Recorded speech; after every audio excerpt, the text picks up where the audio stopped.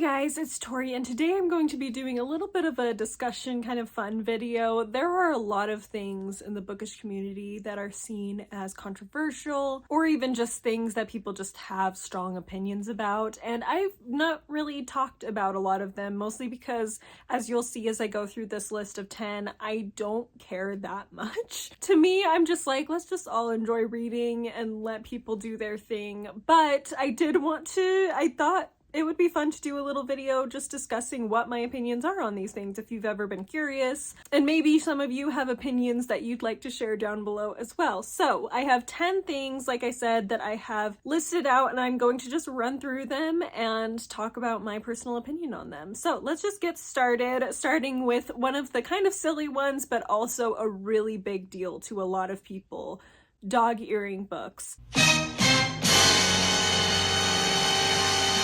Now, when I was younger, I did hate the idea of dog-earing. I was like, just use a bookmark. It's not that hard. Or even just a piece of paper you found on the ground. Like, it doesn't matter. Why do you have to damage the book pages? And as I've gotten older, I've cared a lot less about it. I think if you're borrowing it from the library or from someone else, you should not dog-ear, because that's just disrespectful. But I mean, if someone were to dog-ear their own pages, like, up to them. It's their book. Who cares? I don't usually do it. I usually just use bookmarks. However, if I don't have a bookmark, or I'm in a place where I had a bookmark and it's gone now and I don't have anything else I can use, I have very, very rarely dog-eared in those cases, but that happens very rarely, like once every couple years, kind of a rare occurrence. So yeah, in general, I don't care. People can do what they want. I just care when it becomes disrespectful towards other people. Even then, like if it's a library book and I notice it has dog-eared pages, it doesn't bother me personally, like reading it and stuff, when I do get my hands on those kinds of things. Or if it's a used book that someone has dog-eared, I don't usually care. I guess it depends on how intense the dog-earing is, because sometimes it really just like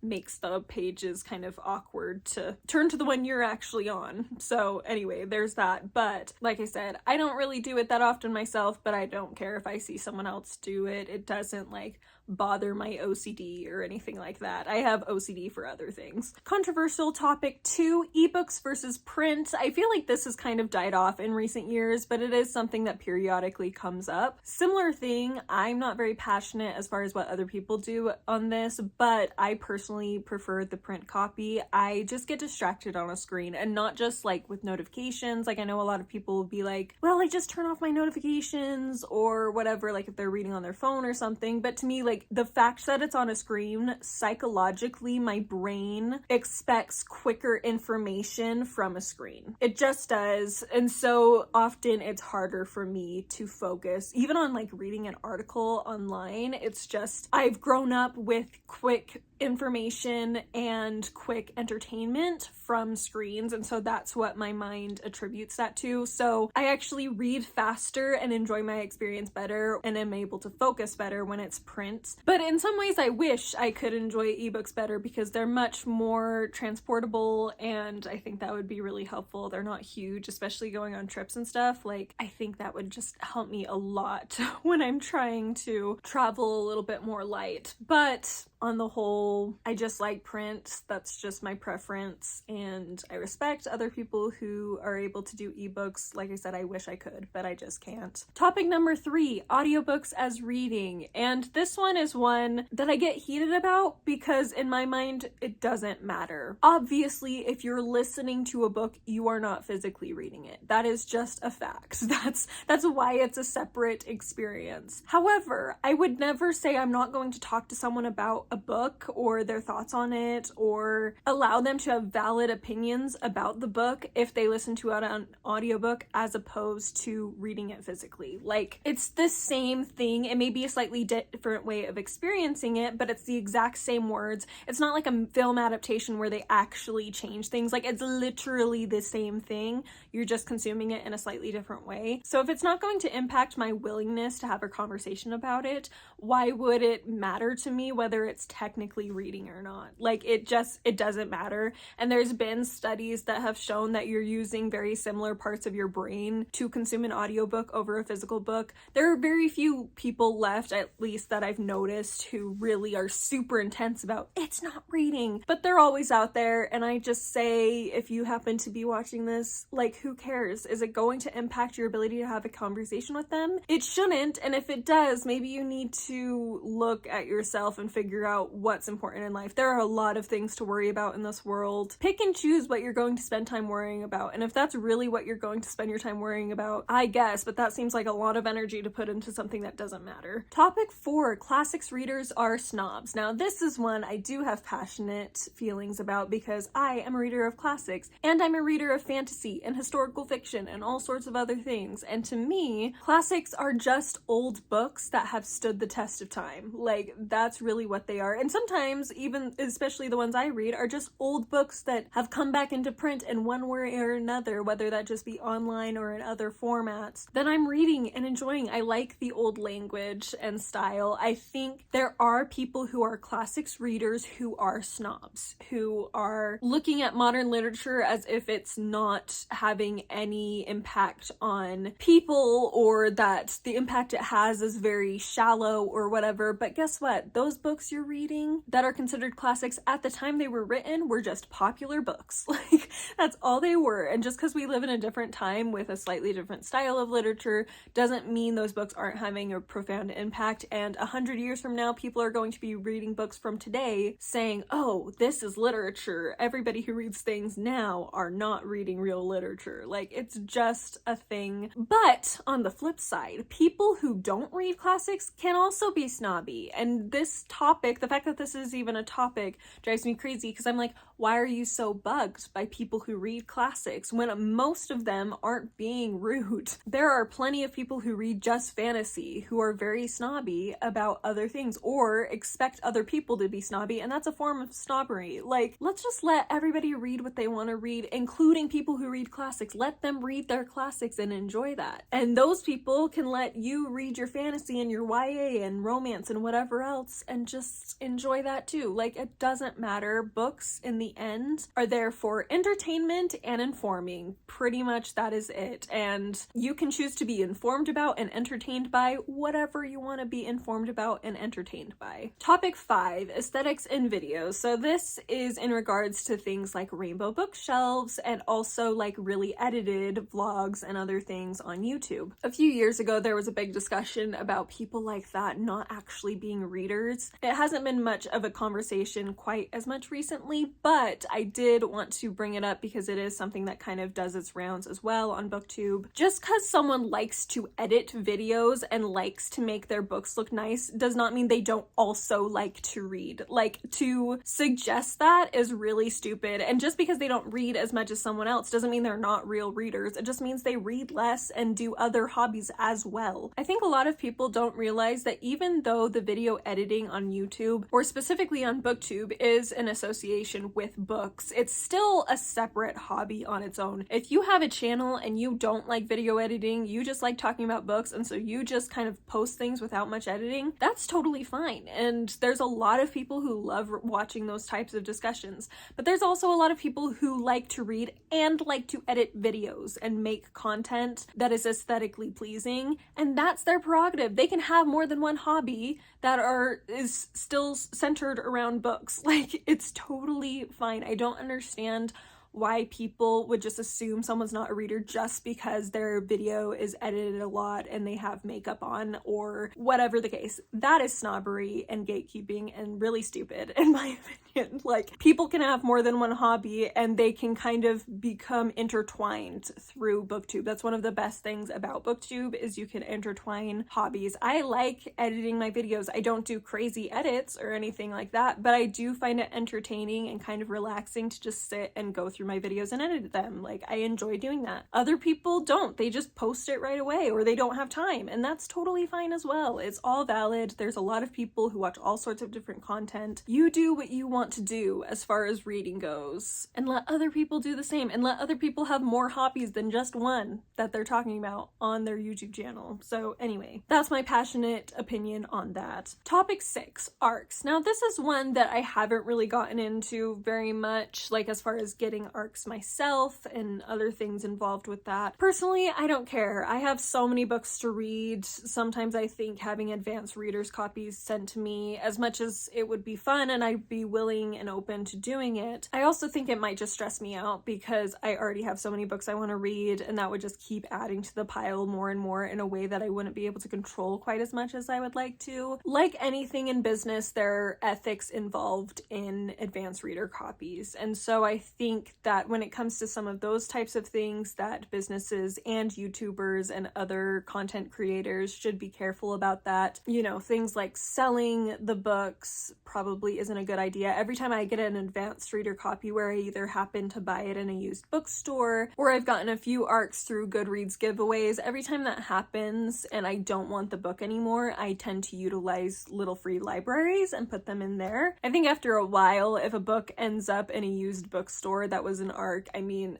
at that point, it's probably going out of print anyway, and you probably could just move on and be fine with it. But I do think that creators and businesses should both be ethical as much as they can about it. But as far as being jealous of it or being like, I'm going to beg the publishers for it, like, just seems like a waste of time to me. I am here to read books, and there's so many books I can read without the arcs. So, and if there's a book I really want to read as soon as it comes out, I can support the author and publisher and purchase it myself. So yeah, ethics are always involved, but I think people get a little too heated about certain aspects of arcs and just can move on and just enjoy reading. It's fine. Up next, star ratings. So if you've watched my videos, you know that I do star ratings, but I do try to make sure I'm also explaining more of my in-depth thoughts as long as I have them. I know a lot of people use like Cawpile, which was created by G over at Book Roast, and I haven't really, because I've just been like, I'll just go with my feeling, my gut instinct. Recently, actually literally just a couple days ago, I decided to start using it just because I wanted to make sure I was being fair and not just making things up as far as my opinions go. And I did discover that for the most part, my first instinct of rating was pretty accurate. Like, I didn't have to change. I just did for the books that I've read so far this year. And so I was working through those, and I really didn't change very many of the ratings after I put them through Cawpile. Maybe that will change as I'm doing it right after I read the book, where it's more fresh, because I do think with some of these, sometimes with time, I come to appreciate a book a little bit better. As long as I didn't hate it in the moment, I tend to like recognize more value in it as time goes on and I think back on the whole story. So it could change, be impacted by my fresh thoughts, but as of right now, so far my thoughts have been pretty accurate, my original instincts.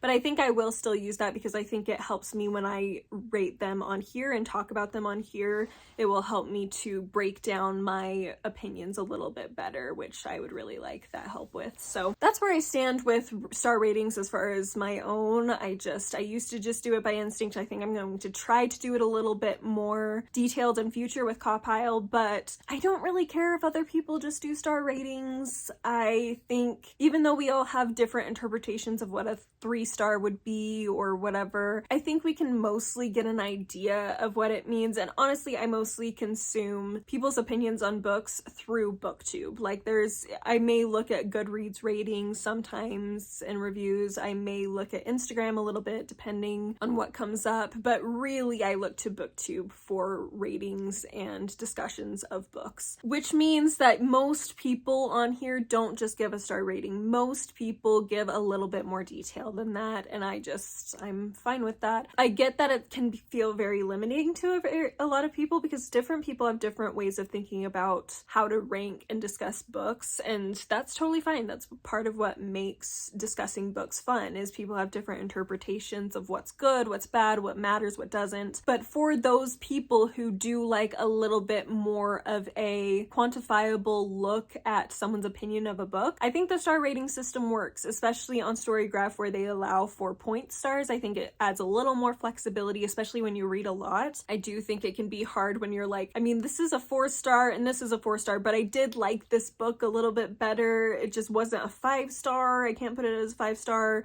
but I can't put this as a 3-star because I didn't dislike it or feel mediocre about it the way a 3-star would represent. So I do appreciate that added flexibility on StoryGraph. I know some people don't like doing point stars. They just would rather do whole stars, and I think that's fine too. Like, whatever works for you is fine. Similar thing, I just think let people rate and discuss books the way they want to, but I do think it is valuable to build, not just say I give it 3 stars and just leave it at that. I think more discussion is needed, but I also think people who read instinctively want to discuss things more than just a basic 1-sentence thing like that. So I think it's just a natural part of reading where you're reading words and descriptions and analyzations and things like that that are in books, and then you just kind of naturally speak that way as well, if that makes sense. So anyway, yeah, star ratings, I don't really have passionate feelings about them. I use them, but I do like the expounding of thoughts where possible. Topic 8 is annotation. So this is similar to dog ears. I don't really care if people annotate their books. I think it's fine. I like annotating. I don't do it as intensely most of the time as other people do. Sometimes I will use a highlighter and do a lot of that. It depends on the book. Usually it's like rereads I will visit and do a lot more annotations. I did a huge annotation of Tess of the D'Urbervilles a few years ago and loved doing that so much. If you haven't seen that video, you should check it out. It's like 3 hours long, but it was like an in-depth look at Tess of the D'Urbervilles, just chapter by chapter, and it was so fun to make. I really want to do it with some of my other favorite books I just haven't gotten to yet. Hopefully once I can get my physical TBR down a little bit, I'll be able to feel like I can do that sort of thing, and take the time to do that sort of thing in future. But anyway, yeah, I do annotations. I don't care if other people do. I know a lot of people don't like finding things in used bookstores that have been annotated. Personally, it depends on the annotation. Sometimes you get one, especially with classics, where it was annotated by a student who like had to do it for class, and so they just kind of put random little things in the margins or like really scholarly ideas and quotes from other authors and stuff in the margins, and sometimes those annoy me. Sometimes they're really interesting, but sometimes they often annoy me. But most of the time it doesn't distract from my reading experience. I guess it depends on how much it's being annotated as well. Sometimes it looks worse than others, but it is interesting to me. I do like the idea of having someone else's underlines and stuff draw my attention to things that maybe I wouldn't have noticed before, but because of someone else's note or whatever, I'm paying attention to it more. It doesn't always work out where it like really has an impact on my reading experience or enjoyment or anything, but sometimes it does, and so sometimes I like that. It feels like I'm in conversation a little bit with the person who annotated it before. I think it would be really fun if used bookstores had sections that were specifically for annotated books,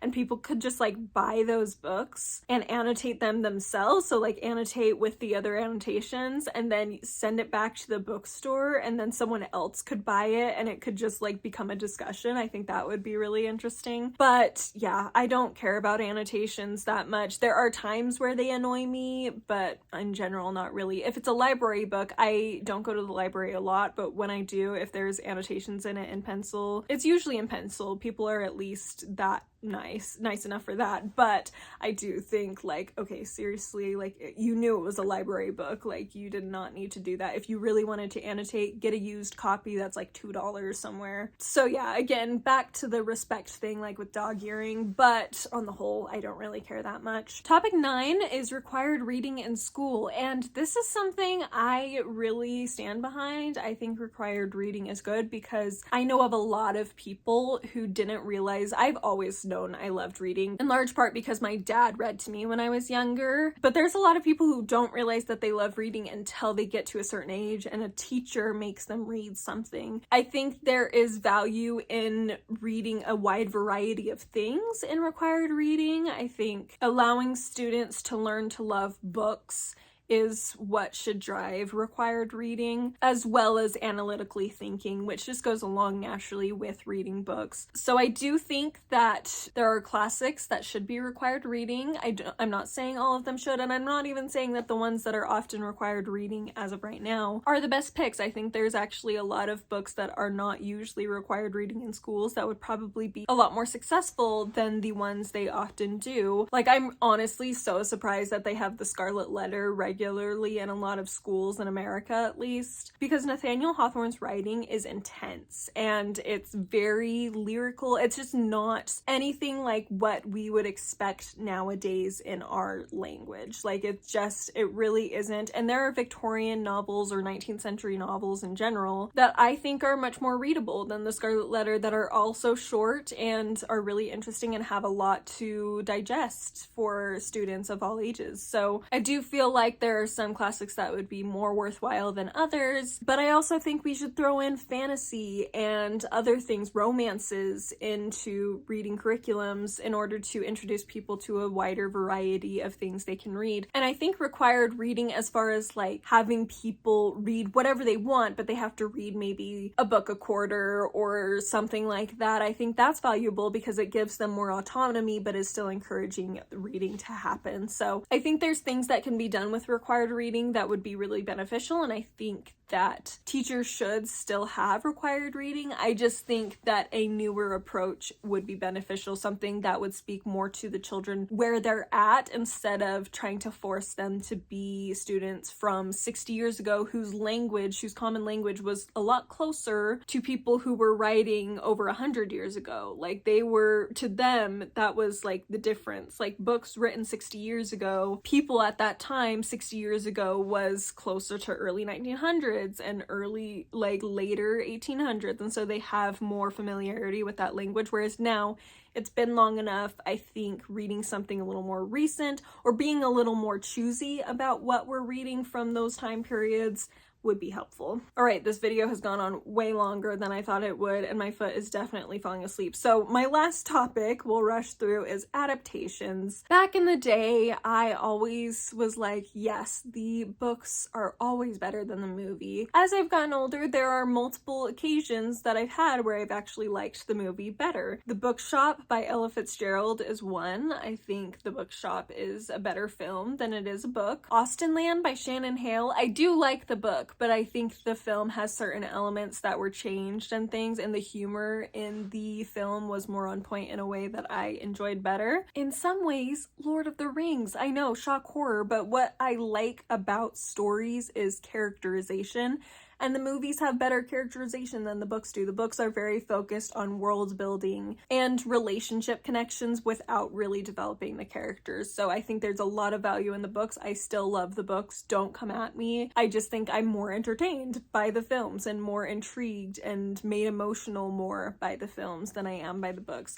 I am going to reread them soon, so that could change. Maybe I'll realize something in this reread that will have an impact on me. But as of right now, that's how I feel about that. Like, I just find that sometimes the movie is better than the books and the changes they make are really good. I also have found a lot more recently that sometimes I like both the book and the film equally, and I just feel like they both bring different perspectives to the table that I really appreciate, that just grow the story for me and build up the characters for me. Hunger Games is a great example of this. I think the books build up District 12. There's a lot more exploration of District 12. I love getting inside Katniss's head and understanding her a little bit better. There are certain scenes maybe I like better in the book, but in the films, I like that it builds up the world a lot more. I like that we get to explore Katniss's relationships with other people in a way that's more dynamic in my mind. I like that we get a little more exploration of President Snow and what he's doing. Some people may not like that. I do. So I think adaptations, if they're done right, should boost the book. I think they should help add a different perspective and a fun way of looking at it, and just maintain the tone and the spirit of what the book is and really prioritize that, and only make changes according to what media needs instead of what they just think they want to change. I don't really know how they make those decisions, but I think there needs to be more care for the work itself, the original work, and then build it up into a new medium. And thankfully, I feel like adaptations nowadays, and maybe it's just because I'm less passionate, where I used to be like, oh, adaptations, these are all horrible. Now now I'm more open to them and I'm more okay. And maybe part of that is because I've seen a lot of classics adaptations, and usually classics adaptations have multiple iterations. And so you see like certain adaptations may seem better than others. Jane Austen is a great example. There are a lot of adaptations of several of her books, and different people have different opinions. Pride and Prejudice, the BBC miniseries versus the Keira Knightley version, like who prefers what? And it's pretty split, and I think that's because people have different things they're expecting from the story and really like about the story, and the film puts certain things forward more and the BBC miniseries puts other things forward more, and just whatever matters to you is what you're drawn to. And so yeah, I have a much more open-hearted feeling towards adaptations. That doesn't mean there's not bad ones. The Persuasion adaptation from Netflix, I don't think that was a good adaptation. People can argue whether they thought it was a good movie or not, like whatever, but as far as an adaptation, I really don't think it kept true to the spirit of the original work really at all. It kept the scenes, a lot of the scenes from the original work, but it did not keep the spirit, and I think that's where things like that really flounder. So those are my controversial, maybe not so controversial opinions about all of these controversial topics. Let me know down below some of your thoughts on anything I've talked about. I would love to hear your opinions, if you agree with me, if you disagree with me. Like I said, this video turned out way longer than I expected it to, and my foot's very much asleep, so I'm going to sign off now. Thank you again for watching. I hope you are having a wonderful week, a wonderful reading month, and I will see you next time. Bye!